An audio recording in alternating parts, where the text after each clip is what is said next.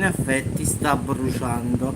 La notizia è stata diffusa, diciamo, dalle maggiori organizzazioni internazionali che, diciamo, si occupano del clima, in effetti, tra cui il NOAA e la WMO, cioè l'Organizzazione Meteorologica Mondiale, e il NOAA, che sarebbe National Oceanic and Atmospheric Administration, quindi il NOAA e la WMO.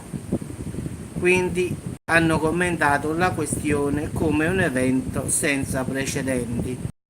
Purtroppo le temperature molto elevate e la siccità stanno provocando tanti incendi in tutta, diciamo, in tutto l'Artico, in tutta la Siberia. Diciamo che negli ultimi mesi, anzi l'ultimo mese, ci sono stati oltre 100 incendi boschivi violenti e di lunga durata nel circolo polare artico.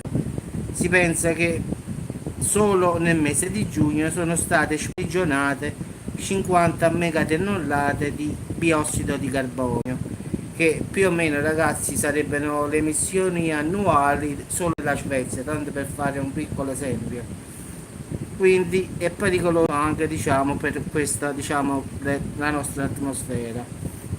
Purtroppo sono tantissimi ancora gli incendi boschivi in corso, Alaska, Siberia, che hanno incenerito, diciamo, tante aree, ragazzi. Quindi questo cambiamento climatico davvero sta, diciamo, esagerando. Quindi in effetti anche l'Artico sta bollendo, ragazzi, per poche parole. Quindi sono preoccupatissimi questi del NOAA e della WMO, che sono tutte e due comunque organizzazioni che si occupano del clima, diciamo così, in termini più semplici.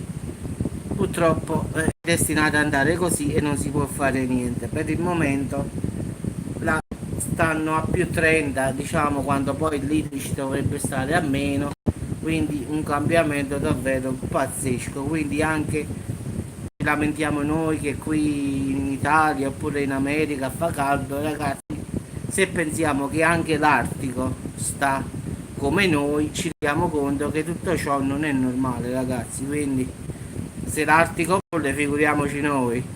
Qui ci sono i ghiacciai che sono perenni e ora si stanno sciogliendo. Se là fa caldo, figuriamoci qua che ci sta.